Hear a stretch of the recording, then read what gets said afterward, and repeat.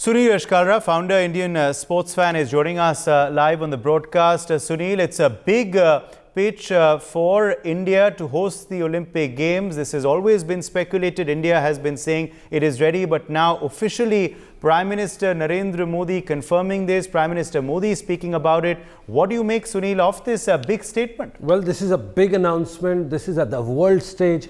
Remember, we've got some of the best infrastructure when it comes to the other Olympic sports, and this is what is culminating into. We've got the medals, we've got the infrastructure, we've got the best coaches, we've got the vision, and of course now we've got the political backing and the overall conducive environment, and that will lead to our growth. And also you must realize the pipeline of talent is immense that India has. Now, for example, wrestling and badminton are two classic cases where you've got medals even when your top two guys and top two names are not playing. So this reassures that India has the not only capability and the capacity to host an Olympic game, but also win medals at that. That's very important today. Yes, let me also in fact quickly at this point bring you in here, Sunil, on now what happens next. Of course, India formally making clear its ambitions. The top members, the top echelons of the IOC were present there. So they've all heard it, of course. What happens next?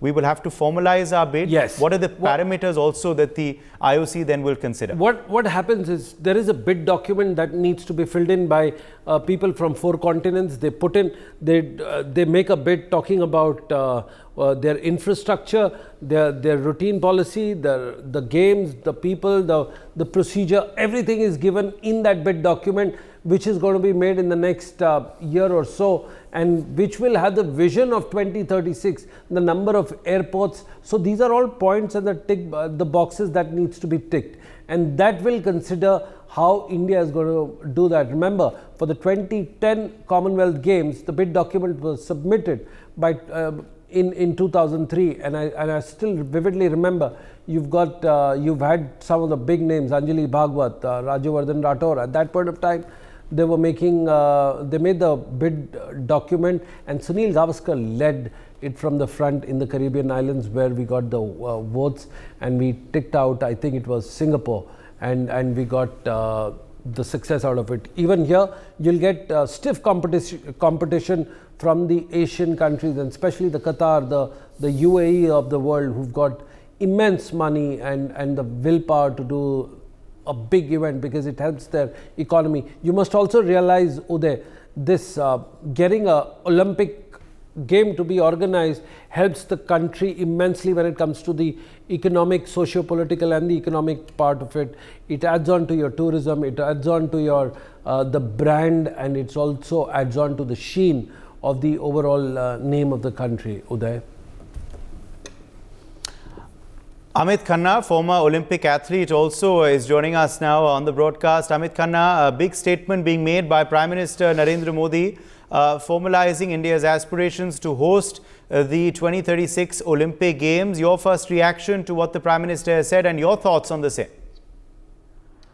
See, I would say, we have to dream big as a country now. We've been excelling in every possible field, whether it is Chandrayaan, whether it is winning the maximum medals in the Asian Games. So I think, for achieving something, the first step is that you need to dream big. And that is what Honorable Prime Minister is doing. Dreaming big. Hosting an Olympic Games is actually a dream.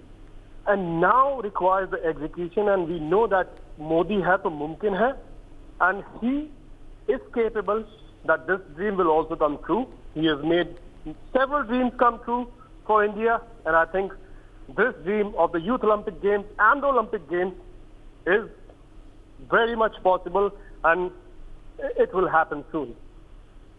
Yes. Also, as far as, of course, Amit Khanna, this the readiness is concerned, do you believe we are ready? Do you believe we are ready? Do you believe we can do it if the bid is won by us? See, the thing is, again, we are around about 12 years behind at the moment. So 12 years is a big amount of time when we can make it happen. And, when winning the medals in the Asian Games, the planning was done in 2010 during the Commonwealth Games, and after around about 12, 13 years, the execution came.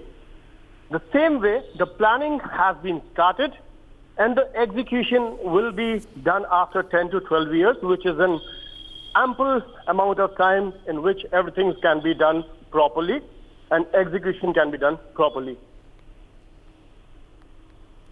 And I think we'll be ready by then. Why not? We have to dream big. Yes, indeed. Let me also, in fact, quickly bring in Brian Thomas, my colleague also, who's joining us at this point. Brian, just take us through what the Prime Minister really said. Who all were in attendance when he said it? What was the occasion, Brian? And also, what is now the significance of this statement, the ramifications of this statement, Brian? Yes, Uday, during his keynote address at the inaugural event of the 141st International Olympic Committee session, Prime Minister Narendra Modi made a very significant announcement, confirming India's bid to host the 2036 Olympic Games. Expressing the nation's deep passion for sports, Prime Minister described the aspiration to host the Olympics as a long-standing dream that is shared by India's 1.4 billion people. And the Prime Minister also emphasized India's unwavering commitment to meticulous preparation, stating that India is eager to organize the Olympics in the country, and India will leave no stones unturned in preparation for the successful organization of the Olympics in 2036. And he also says that this is the dream of 140 crore Indians, although he did not specify a particular city, but Ahmedabad, that is home to the world's largest stadium with a seating capacity of 132,000 and named after Prime Minister himself, appears to be a leading contender for the primary host city. And also, if I tell my viewers, India's bid faces competition from other countries such as Indonesia, Mexico, Poland, all of which have expressed interest in hosting the 2036 Olympics. The International Olympic Committee has not yet established a definitive timeline for the awarding housing rights, making the 2036 Summer Games the next available editions after Paris in 2024, Los Angeles in 2028, and Brisbane in 2032. Additionally, also the Prime Minister revealed India's ambition to host the Youth Olympics in 2029, underlining the broader significance of sports. He also emphasized that sports is not merely about winning medals, but also about capturing capturing the essence, capturing hearts, highlighting India's holistic approach to sportsmanship and community engagement. And it is noteworthy that India has never hosted the Olympics before, although Delhi has hosted the Commonwealth Games in 2010. But yes, this is a very significant, a very, very important step towards making this dream come true, at least for the 1.4 million people. Yes. Yes, absolutely. Now, who else is possibly in contention, Sunil? Who else would possibly be in the fray for 2036? Any other entrants who have already made their aspirations public? And any now boxes that India should begin to tick off?